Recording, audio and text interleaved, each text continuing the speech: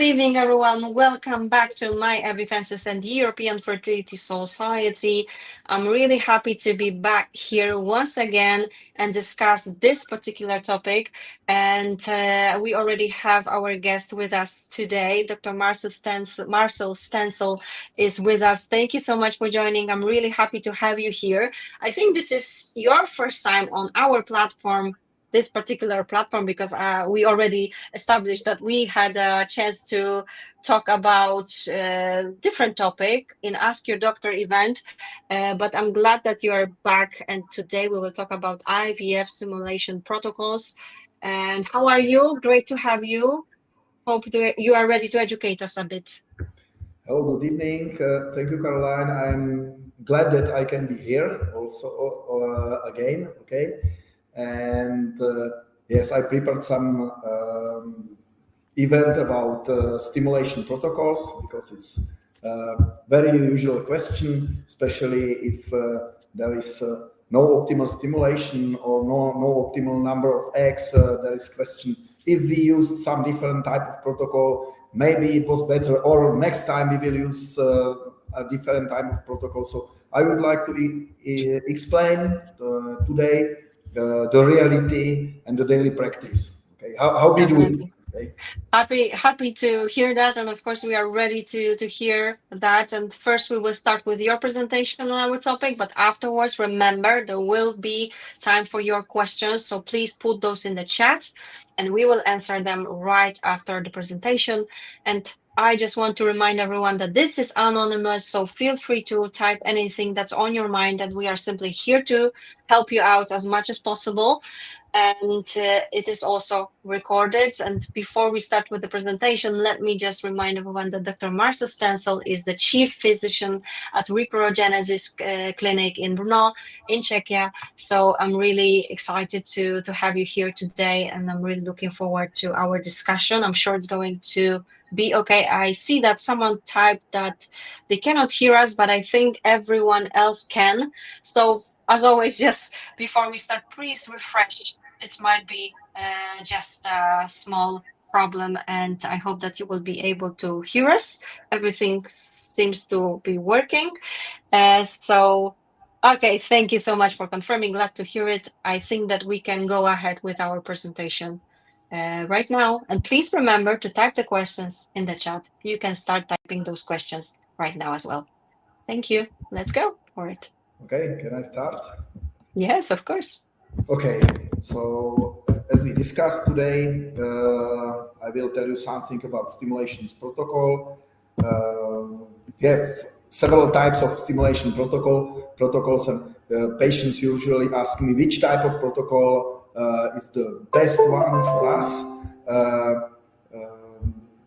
Usually I explain them the types of stimulating protocols, and I choose some of them. And sometimes patients ask me if I'm sure that the stimulation protocol will work in their case. My usual answer is for first time there is nothing sure. Okay, so it's very difficult for first time to do optimal stimulation. Fortunately, maybe in 70% of cases we have optimal stimulation directly for first time, but it's not so easy. How does it look? Because especially the dosage of stimulating substances is very sometimes it's very difficult to find optimal dose. So today let's discuss about them. The basic protocols are antagonistic protocol, agonistic protocol, and flare-up protocol. I will explain you. And then there are some special protocols like mild stimulation, random start, DuoStim, PPOS. I will explain you everything. Okay. So, antagonistic protocol, it's the most common protocol in the world. Around 80% of stimulation are leaded in antagonistic protocol. Sometimes we tell that it's short protocol. Usually there are around 14, 16 shots, no more. And the biggest advantage of this protocol is that we can, when the reaction of ovaries is too much, when we expect, for example, more than 20 follicles, we can use something like emergency brake, and instead of triggering by Ovitrel, what is HCG, we can use agonist for triggering, and then when we use it, we have X, but the endometrium it's not prepared for fresh transfer, so it's necessary to do freezing. But this type of protocol, because this emergency brake, this type of protocol, it's very safe. Sometimes especially, for example, in cases with PGTA, when we need many embryos, because we know that it will be some lost, we use higher dose of gonadotropins, we use higher stimulation to have, for example, 20 and more X, and with advantage, we use agonist for triggering without no OHSS. So when we expect OHSS, we can finish by agonist, and there will be no OHSS, so very safe protocol. Agonistic and flare-up protocol are like stronger types of protocol, and we use them in cases of no optimal or low reaction in past, for example, in first stimulation, or we use them when we expect low stimulation, for example, patients with low AMH, around 1 nanogram in milliliter or maybe less. These types of protocol it's not possible to use emergency brake. So the only way how to take X is the triggering by Ovitrel, by HCG. So these types of protocol can be risky by OHSS. But if we use them, if we think about using them, and we use them in indicated cases, they are also very safe. Sometimes this type of protocols give us more X, little bit more X than antagonistic protocol, but you can expect if, for example, first protocol was antagonistic, short protocol, and you had, for example, 4X, you can expect that when we use agonistic or flare-up protocol, it will be, for example, 15X. It's not reality. Maybe we will have antagonistic 4X and agonistic protocol 6X maximally. Okay, so expectations by patients are sometimes bigger than its reality. Type of stimulation medication is also a big mystery. Okay, because patients sometimes ask me if we use another type of stimulating substance, if we use another medication from another company, maybe it's better. But it's necessary to tell that, for example, role of LH in stimulation is unclear. So we have several preparates which contains FSH and LH, and of course the companies which produce these products, they make also some researches, and the result is that preparates with LH are better. But in reality, we don't know, because the studies are sponsored by the companies, and of course the result of researches is that LH is super and it's necessary to use in each case. But there are only few independent studies, really independent, not sponsored by any company, and the results are the same. It's very difficult to find difference between stimulating preparates only with FSH and stimulating preparates FSH LH. And the same is situation with urinary and urinary preparates and recombinant preparates. So patients sometimes ask me if we use the LH, maybe it's better. I answer them, we don't know. And there is also no clear indication for LH. So before stimulation, we can identify which patient will profit from using of LH. In my practice, I usually use LH preparates in older patients. If the stimulation is not optimal, for second time, I use only pure FSH, and vice versa. For first time, in younger patients, I use, for example, only pure FSH. And if stimulation is optimal, perfect, I am satisfied, patient is satisfied, perfect. But if the stimulation is not optimal, next time I use FSH and LH. So I am trying to change something. Mild stimulation. It's in my practice. I usually use only tablets like letrozole or clomid. Sometimes we can use the name mild stimulation for stimulations up to 150 units. When we use it, first cases are young patients which are worried about higher stimulation, but most common are patients around 40 or over 40 with low ovarian reserve, and especially by low responders, mild stimulation will give us usually the same number of ovocytes like full stimulation, but it's much more cheaper.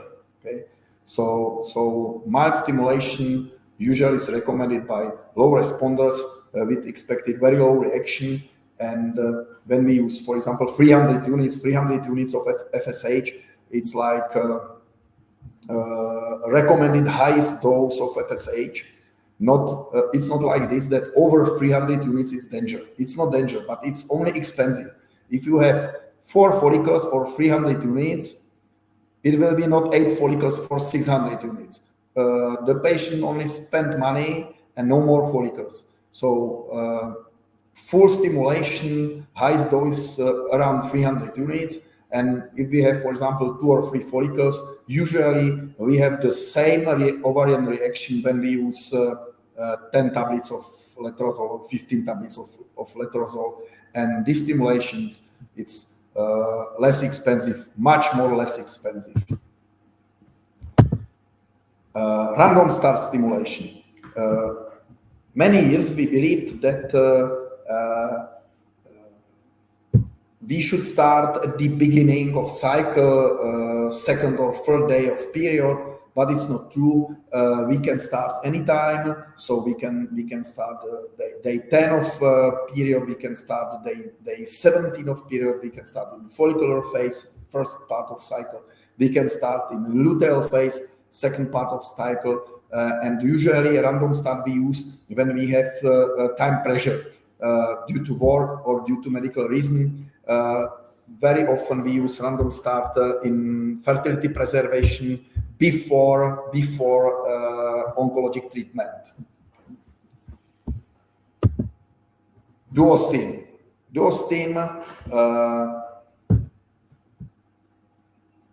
It's in connection with random start. We can do stimulation, conventional stimulation in follicular phase. It starts second or third day of stimulation.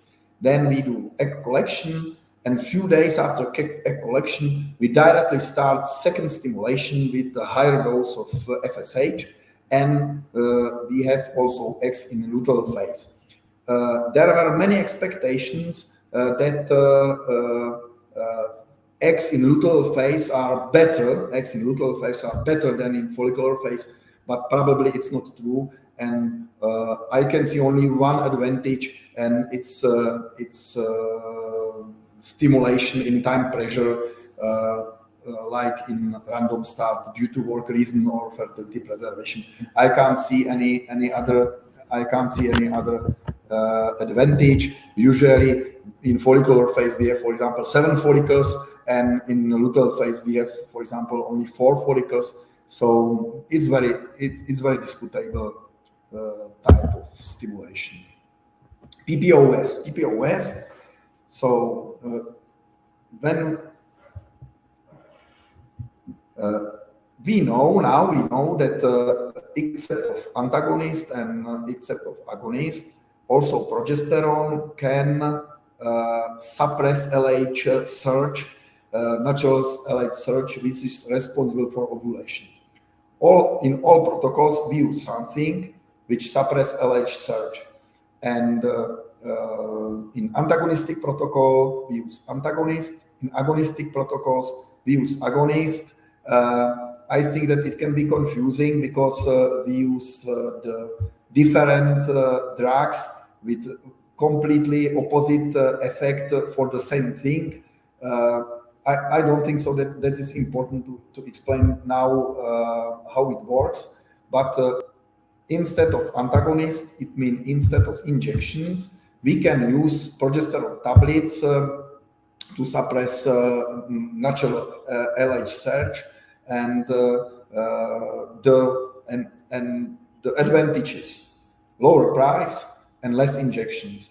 As I told you, in antagonistic protocols, we usually use 14, 16 injections. In agonistic, especially in long protocol, it can be over 40 injections. It's not friendly for patient. So this type of protocol is more friendly for patient. We can use it in donor cycles or in cycles when we expect vitrification of oocytes, or when we don't expect fresh transfer, because if we use progesterone instead of antagonist, the endometrium, it's not prepared for acceptation of embryo. So advantage is cheaper, the same results, and less injections. Instead of 14 injections, for example, only 10. Individualization of treatment. Okay. So as I told you at the beginning, I think that every treatment is individualized. We don't use the same dose for all patients. I never did it, but as I discussed, for first time it can be very difficult to find the optimal dose of stimulation. Now, in current time, we believe that optimal stimulation is between 8 to 14x. Okay, but it's not problem if there are 16x. Of course, it can be problem if there are 40 follicles, and it can be a risk of OHSS. Of course, we are not satisfied if there are, for example, only 4x. If we use maximal dose and we have only 4x, it's nature. But if it is substimulated or not enough stimulated, of course, patients are not satisfied. So the first time to find the optimal dose can be very difficult. It needs many experiences. There are some preparates which have calculator, and it can count based on AMH and body weight. There is some recommendation for those, but it's not precise like artificial intelligence. That it's also artificial intelligence can give us precise advice for first stimulation. So in daily practice, there are many things which can influence optimal dose. And as I told you, usually 70% of patients are optimal for first time. Unfortunately, 30% are not still optimal for first time. For second time is better because we know the reaction, we know the previous reaction of ovaries, and hope that in future it will be better. Maybe artificial intelligence will be more precise than us, but still not yet. And triggering. So I explained to LH search, it's natural signalization for ovaries that the days for ovary to start ovulated, to start ovulation. We use triggering to plan when will be egg collection, of course, because it's by organization, it's necessary to use it. Okay, very often in majority we use HCG.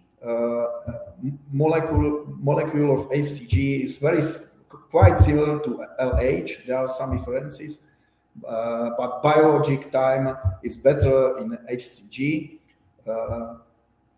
Agonist gonadotropin releasing hormone we can use also, and it's the emergency brake as I discussed.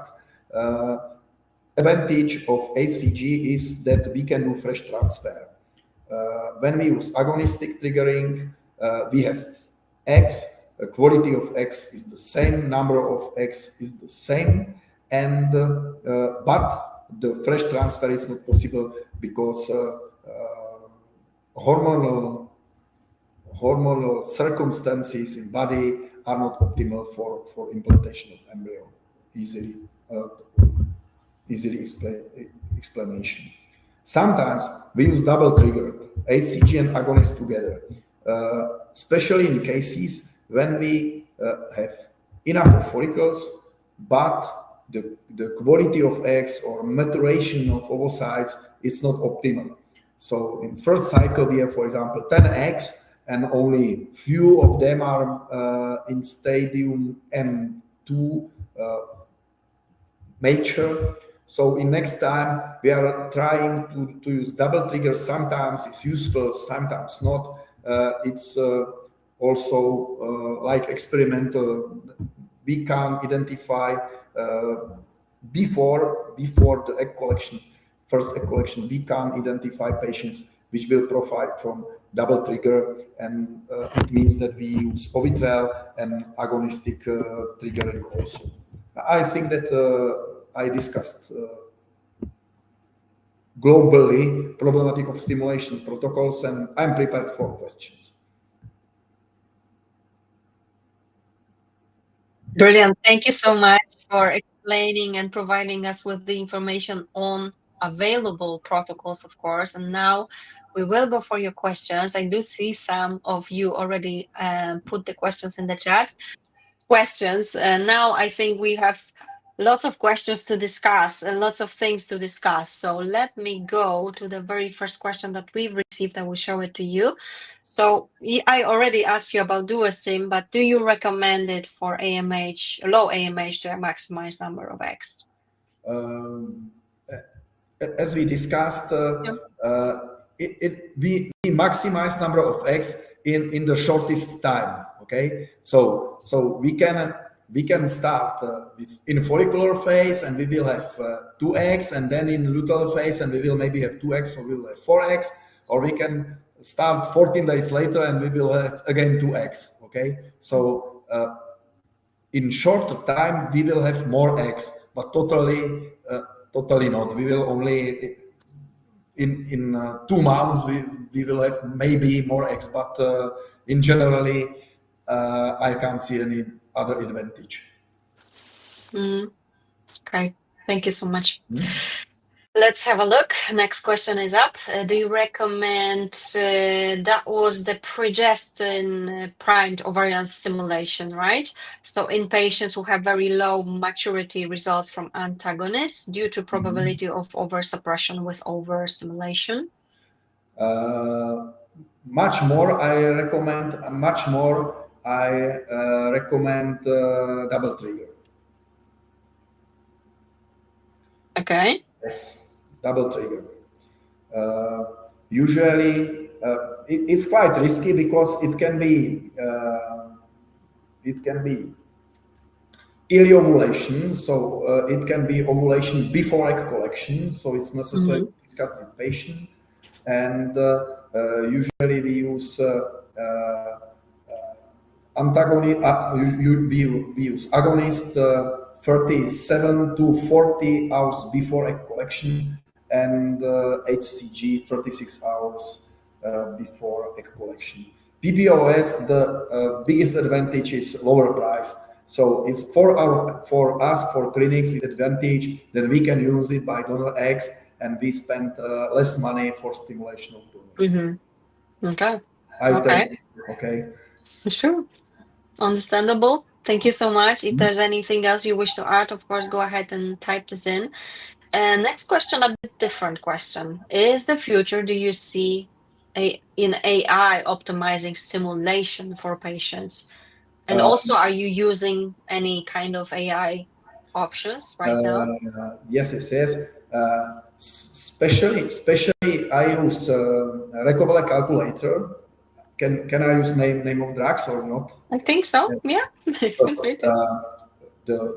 Recovele, the preparate Recovele, was developed with calculator, and as I told you,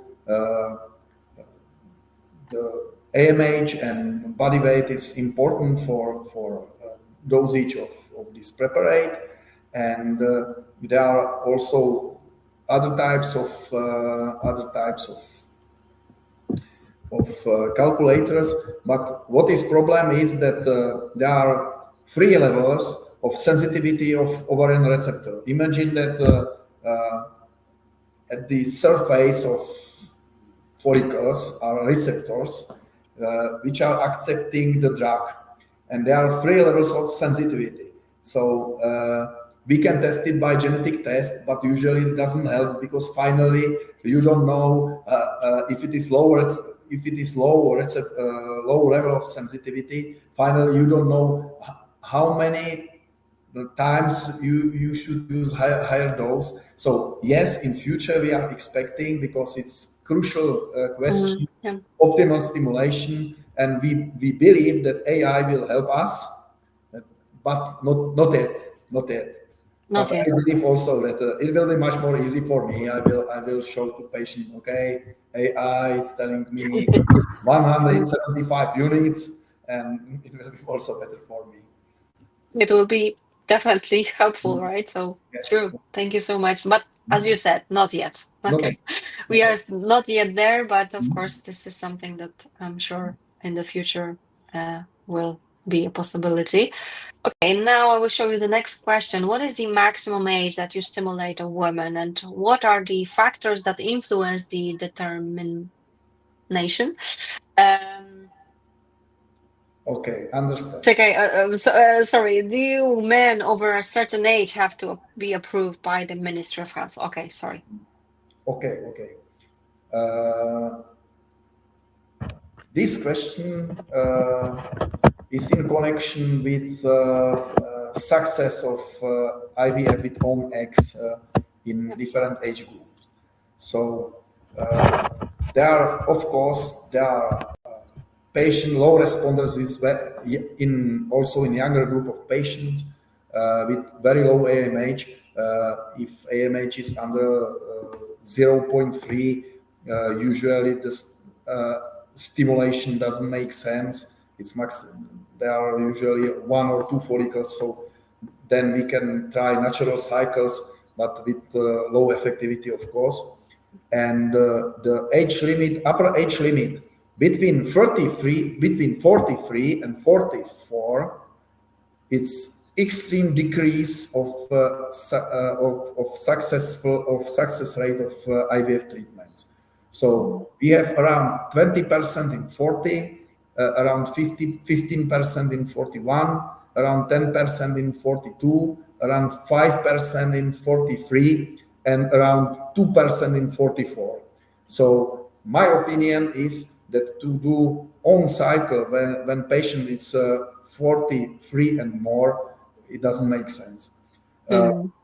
In my practice, I had also patients with very good AMH, 46, for example, and we had 20 eggs and no embryo. And if we have embryo, usually it's not euploid. We usually recommend PGTA. So it's a very sad story, usually over 43. And can you tell us, I always ask this because it's always interesting, what was the oldest, like who was the oldest person that you had? Yeah, if it's possible to share with own eggs. Yeah, what was the oldest? With own You would eggs, say? Yes. with own eggs, I have several patients which were 43, Mm-hmm. Okay. 43, and then they finished by delivery of healthy baby. Maybe Okay.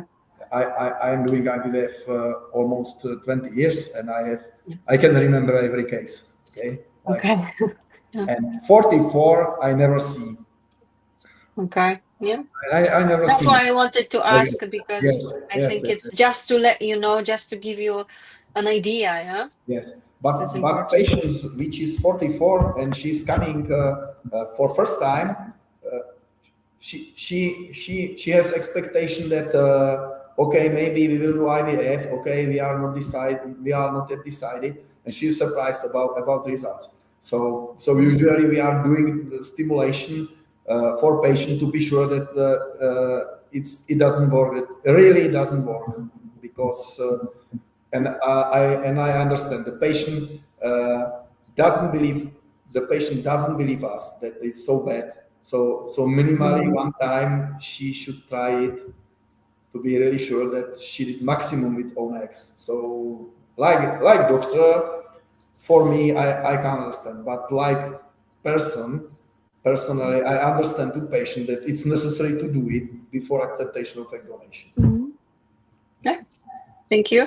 And there was a question about men. There is no age limit or anything, There is right? no age limit. Exactly. Women, we Just can be wanted to dangerous confirm. because there are some types of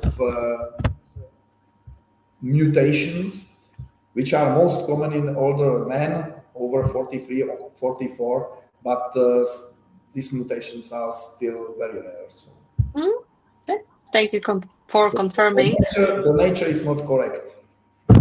It's not correct. Yeah. Okay. Thank you so much indeed. Let's have a look. More questions are coming in. Thank you so much for those. And I will go to our next one. And let me just go ahead here. Sorry, I cannot display it for some reason. No, here it is. Does taking the pill for 3 weeks before stimulation help having more eggs growing together instead of having eggs with different stage? That wouldn't be harvested? Yes. It's sometimes yes, but the question is if we have for first time 5 eggs and for second time 7 eggs, if it is significant. Okay, so patients is usually happy that we have more eggs, but in generally usually it doesn't make a big difference. And other question is this question to pill or not to pill. Okay, if we for example use hormones like for example contraception to postpone cycle, if the quality of eggs will be better or worse or the same, and it looks that it doesn't make any changes in quality of eggs. Okay. Okay. Of course, if contraception pills are used many years, for example, 10 years before, and then we directly do stimulation, usually we have less eggs, but only a few weeks or 2 months, 3 months, usually it doesn't change number of eggs. Right. Thank you. Again, I think that was clear. And let me just show you next one. Do you recommend testosterone gel in low AMH before stimulation? I will tell the story about low responders. Okay, every second year we have congress like update in infertility treatments. Okay, and there is still the same person which make presentation low responders. So maybe in 2010 we believe that DHA. DHEA can make better results in poor responders. 2010, 2015, DHEA doesn't work. Maybe testosterone will make better results in poor responders. 2020 or 2018, DHEA and testosterone don't work. Maybe growth hormone will be better for poor responders. Okay, and now the situation: DHEA, testosterone, growth hormone doesn't work. Okay, and so we are waiting. What will be else? Of course, I would like to be in first if something will be new and if it will really work. I would like to be in first group who will use it. Okay, but if something really work, we don't have every year increase of number of donated cycles worldwide. Okay, so it's a reality. Excuse me. Okay. Thank you for the clarification. Crystal clear, I think. Yeah, thank you. Indeed. For many of the options you said same result but cheaper. So what would you determine the choice of one over the other? Naturally, we'd rather pay less if it's the same result. Yes, of course. There are preparates which are more expensive, but for example, in our country, they have better payment from insurance. There are preparates which are less expensive with less payment. So it's a very complicated situation. Depends if the treatment is covered by insurance or if it's fully paid by patients. But every time I prefer same results and lower price every time. So optimal equilibration price, money and activity. All right, thank you. And if you can briefly just explain, this is the question from Yasmina, what is an agonist protocol? What is agonist protocol? Okay, agonist protocol, it means that we use agonist. Ovaries are leaded from hypophysis and from hypothalamus. So in brain are some centers which are leading ovaries, and agonists, hypothalamus produce some hormones which activate hypophysis to produce FSH and LH. Okay, and when we use agonist, it means the same substances like are produced in hypothalamus. When we use them, first effect of hypophysis is bigger production or huge production of FSH and LH.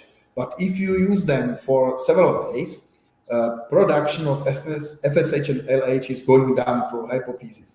Usually after 10 or 14 days, hypophysis is completely blocked. And then we start to use exogen FSH or FSH and LH. Usually I recommend FSH and LH together in long protocol, agonistic protocol, and then we use it for 14 days, agonists and preparate with FSH and LH to make ovarian stimulation. Because ovaries are, you can imagine them after 14 days, ovaries are cold, and then we use usually high dose of FSH and LH. Sometimes it's like big impulse for ovary, and sometimes we have more follicles than in antagonistic protocol, but sometimes, only sometimes. I did my best in explanation of agonistic protocol. Okay, thank you so much. If there's anything else you wish to know, of course, you know what to do. Type this in.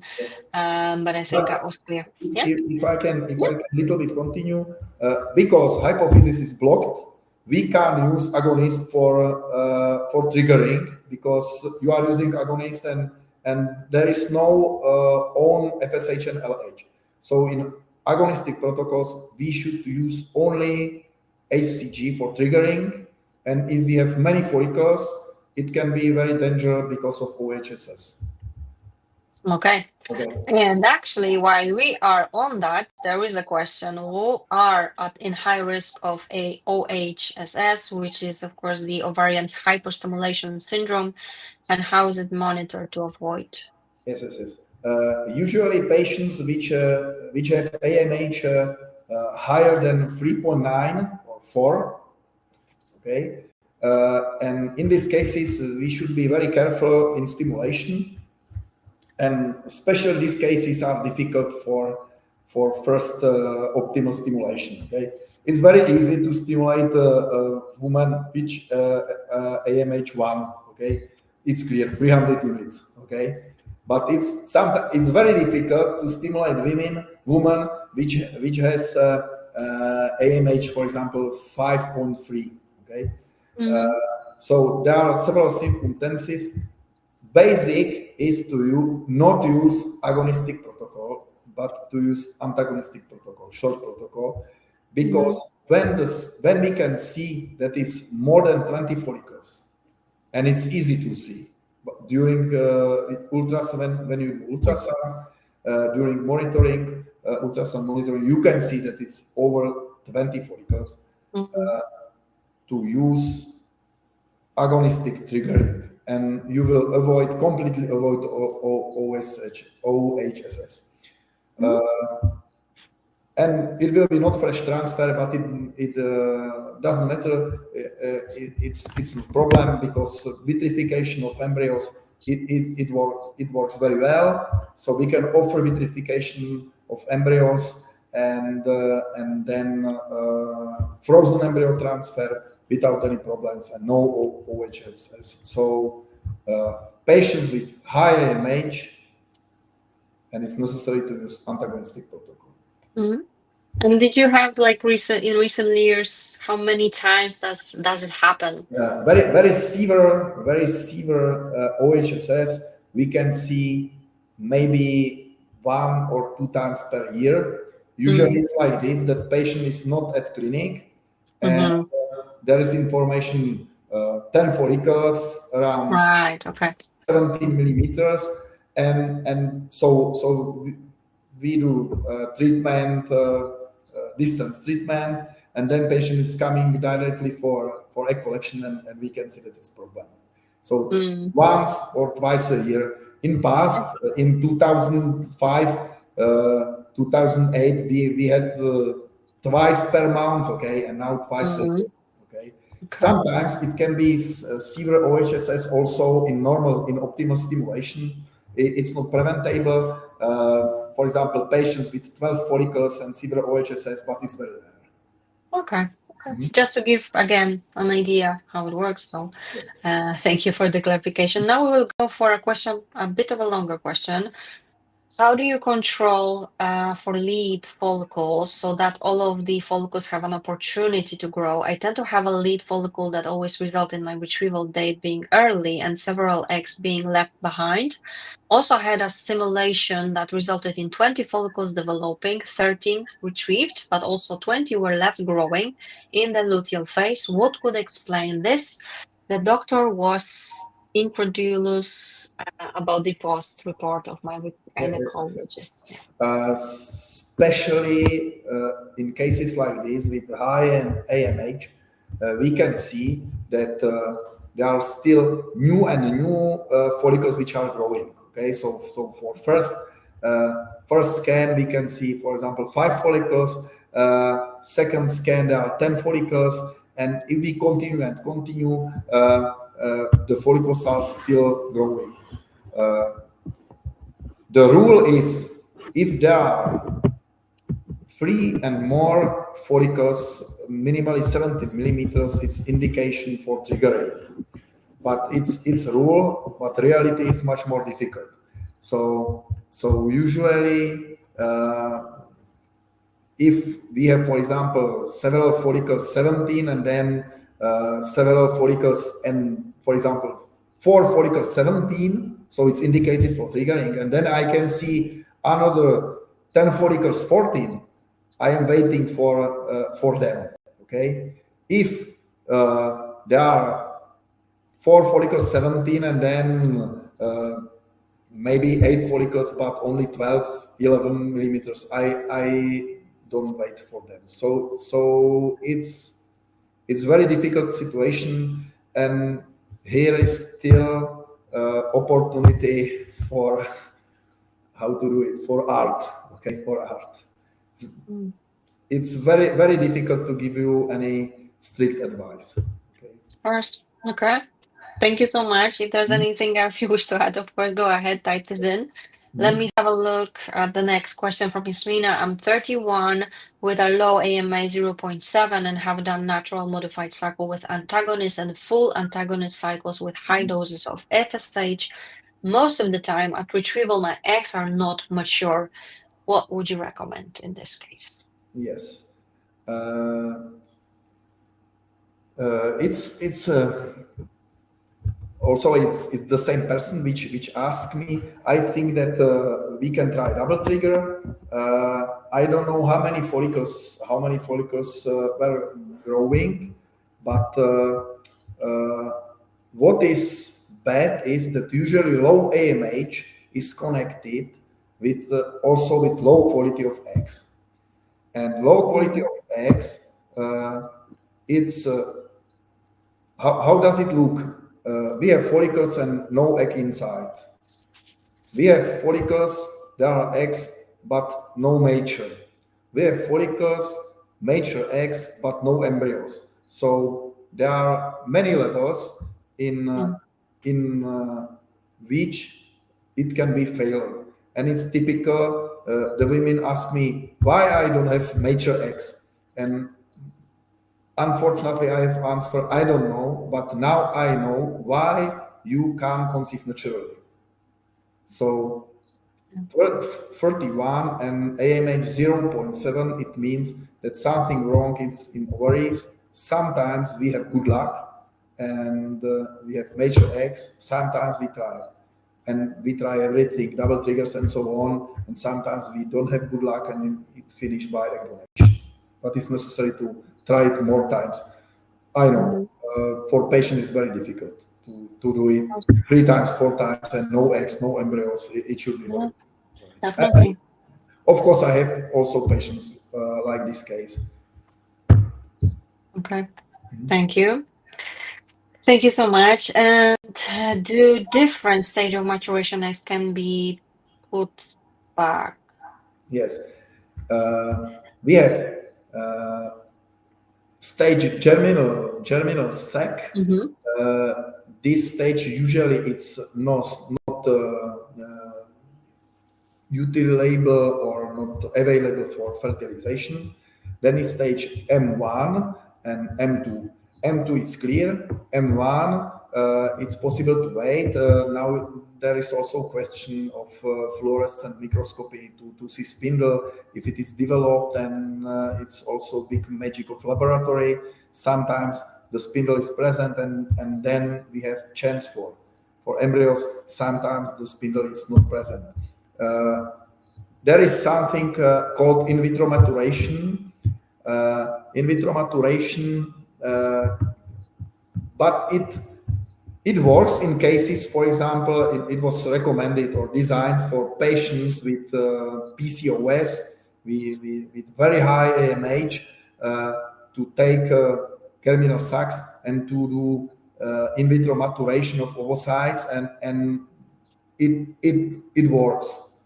But it doesn't work in cases when we have a normal size of follicles and there is only germinal sac, because there is problem inside of ovocyte. The inside is problem because the quality is bad. There are no structures which are responsible for meiotic process, which are responsible later for mitosis. So if we have germinal sacs in normal stimulation, in vitro maturation doesn't work. Okay. Again, I think that was clear. If there's anything else, you know what to do. And just to confirm, because you answered this question, but if you can just reassure everyone, low AMH means that many eggs has bad quality. Yes, it's connection with previous question. Yeah, exactly. That's why I wanted to reassure. There are two things: AMH and age. Okay, so age is a very good parameter for measuring of quality of eggs. So we can have a woman 45 years old with good AMH, but very bad prognosis for pregnancy with own eggs. And then we can have woman 25 years old with lower AMH, but usually with good quality of eggs, and she can conceive naturally. She don't know that she has any problem. So usual recommendation for example, 25 years old woman with lower AMH is to start conceiving naturally, and usually it works. But it's question if low AMH, very low AMH, it means under 1, okay? It's also in connection with bed quality. Sometimes yes, and sometimes no. And it's very difficult to, usually patients with low AMH, young patients with low AMH and good quality of eggs will not come to my practice. So the patients with problems conceiving naturally with low AMH, probably there is also a connection with bad quality of eggs. Okay, I think that was clear, and it's important to repeat that, I think, and make sure that it's understandable. Now, again, I will show you a bit of a longer question. You can see some details. 40 years old, AMA 6.1, BMI 31, 4 ICSI rounds, first 2 good embryos, no positive, next 3 rounds, either 1 embryo or none, not the best looking, no PGTA tested and don't want to, would rather give them a try, but how can I improve response? Tried Menopur, Gonal F, Mix 450 units, Pergoveris 375 units, try double triggers, we'll do this again. Do I try another medicine or lower dose or stay with higher? Also including NAC, I'm not sure here, glutathione vitamins, as well as normal ones stack. What to do next? Yes. And any advice here? And yes, and it's typical case. Thank you for this question. Of course, and unfortunately, I don't have satisfactory answer, but it's typical case of my practice. So if we have good AMH, we are trying full stimulations, and usually first discussion is we will do PGTA to identify which embryos are not good, and the patient is expecting that she will have 4 embryos, and we will do PGTA, and 2 will be good and 2 will be bad. And usual result of stimulation like this is that we have 2 blastocysts, not enough good for PGTA, maybe good for freezing. so this case is typical. We can see low quality of eggs, and we can't change it. We should hope that maybe next, because, for example, every 20th or every 25th egg is good. So we should hope that next time we will find the 20th or 25th egg which is good, but there is no other advice. And you can see the double trigger didn't work. Orbital or HCG, agonistic, antagonistic. If we have bad eggs, we can try anything and we will still have bad eggs, unfortunately. Excuse me, lady, for this answer. Of course, but this is the thank you so much for your answer for that. I think it's important as well to have that in mind. Thank you. Let me have a look. We will be slowly finishing. It's almost time for us to finish, but I think that there are a few questions I still think we can answer, right, Dr. Štelcl? So let me have a look at this. So protocol for endometriosis, did a priming with norethindrosterone, and Pergoveris, cetrotide, buserelin trigger, 11 retrieved, 6 mature, 6 fertilized, no blastocysts with ICSI, 33 AMH 18. Okay, endometriosis. Sometimes there is worse quality of eggs, sometimes not. My recommendation right now, I have patients, and endometriosis. We used Pergoveris and very bad quality of eggs, so we tried Recovele, and it was much better. So, but I don't want to tell that Recovele is better than Pergoveris. Okay, it's what I thought. sometimes I start with pure FSH, and we are satisfied, and sometimes we are not satisfied. So for second time, I'm trying FSH and LH. Okay, and in this case, it's last week it was okay. First stimulation, very bad result, with Pergoveris, and very good result with Recover. And then I can give you two cases like opposite, very bad result with Recover and very good result with Pergoveris. There is good AMH. I think that try another preparate. Use the same protocol. I don't think so that it is problem in type of protocol, and you have chance that it will be better. Okay. Yeah.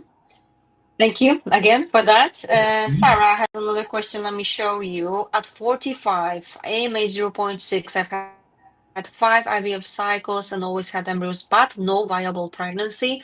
What type of cycle should I ask my clinic to try? I have done simulation with Superfuck, I'm not sure here, sorry, Menopur and Recovel, then HCG, trigger, and fresh 3-day transfer. Anything you can advise?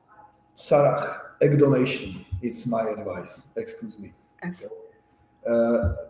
We discussed the statistics, okay, and in my practice we discussed 45 chances are about 1 to maximally 3% that it will be success. So 97 to 99% that it will be not successful treatment. Excuse me.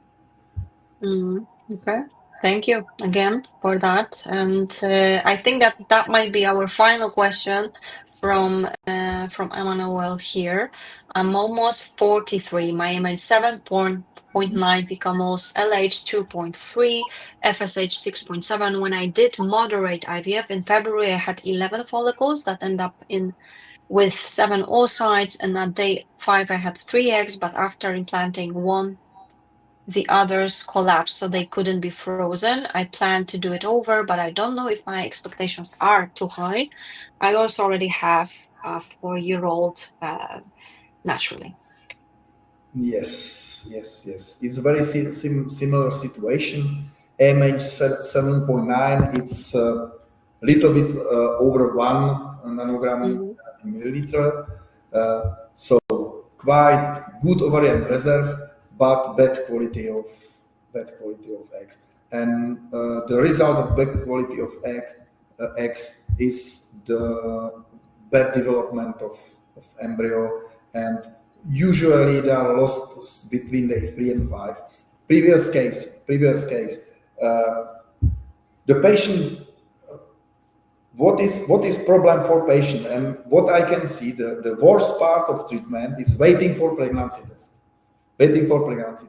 So they are worried that they don't have embryo. Okay, I understand. But if we don't have embryo, it's also a result. And I think that it's better result than to have 3 embryos and to transfer on day 3, to transfer 1 to freeze 2, and to do 3 embryo transfers and 3 times waiting for pregnancy test, which is negative. Okay, so patients are worried that they will lose embryos between day 3 and 5. The cultivations now are very good, very well. It works well. It's much more better than before 20 years ago. So we are sure that it's not detrimental for embryos. And if patient lose embryos between day 3 and 5, it's because of quality of eggs. 90% of quality of embryo is egg, and only 10% is spermatozoid. 80% of success is egg, 10% spermatozoid, and 10% is uterus. It's like this. So eggs is